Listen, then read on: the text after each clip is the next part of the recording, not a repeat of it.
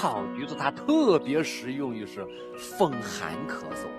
到冬天了，受风了，受凉了，咳嗽的痰有点稀，有点白，或者风寒感冒，